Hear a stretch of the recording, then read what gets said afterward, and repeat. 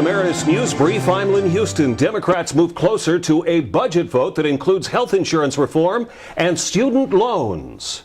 During a Friday news conference, House Speaker Nancy Pelosi explained the public option is not in the House reform proposal. However, we improved what is going to be in the final product, because while we may not have a public option, we have the purpose of the public option served by the exchanges and what they allow, by the rate reviews, which we insisted upon, insurance rate reviews, and by saying that insurance companies, should they be raising rates between now and the onset of the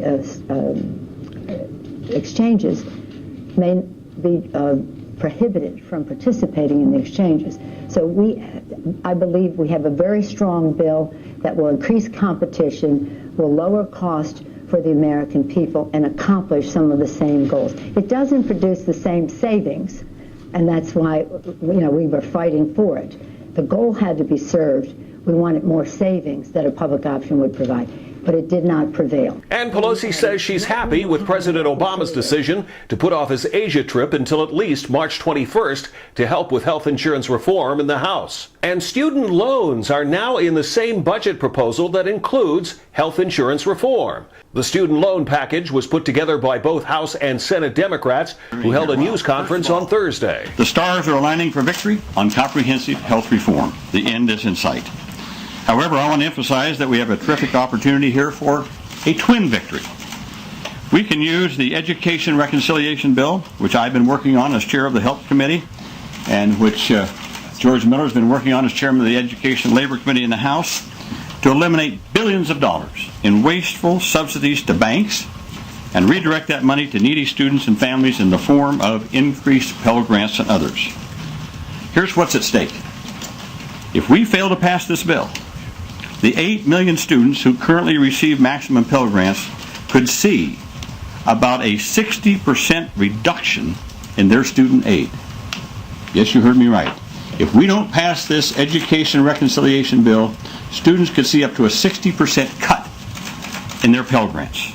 The student loan proposal includes $50 billion more for Pell Grants and more than $3 billion in targeted aid for low-income minority students and building improvements at minority colleges. The bill would increase the maximum Pell Grant by nearly $1,000 over time, over a few years, and it would tie the increases to rises in the Consumer Price Index to keep pace with college costs. The bill would increase the maximum award from about $5,550 to somewhere between $6,300 to maybe $6,400 or $6,500. More on the student loan story on the Emeritus News education page. A federal claims court has ruled against 3 families who claim a no longer used ingredient in vaccines was to blame for their children's autism. The court ruled that the parents didn't prove that thimerosal-containing vaccines can cause autism. The autism support group Safe Minds claims the decision is based on incomplete research. You can see a copy of the decision and the response from Safe Minds on the Emeritus News healthcare page. Reports of swine flu are at an all-time low since the outbreak began. The Centers for Disease Control saying there's not a single state reporting widespread H1N1 swine flu. But the CDC warns not to be complacent because the flu season is not over yet, and good personal hygiene and vaccines are still the best way to battle it. More on the Emeritus News healthcare page. The FDA continues their investigation of salmonella-tainted food flavoring, which has caused recalls of over 100 food products. Investigators claim the company involved knew the flavoring was tainted before it shipped it to other food plants.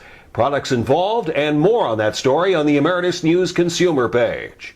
The ID theft service known as LifeLock has agreed to pay $12 million to settle a false claims case with the Federal Trade Commission. The FTC claims that LifeLock did not make customers aware that the company cannot protect against medical and employment identity theft, which is more common. More on the Emeritus News consumer page. The latest on the biggest issues and public policy at emeritusnews.com. And live 24 hours a day, 7 days a week on the Emeritus News channel at livestream.com. That's an Emeritus News Brief. I'm Lynn Houston.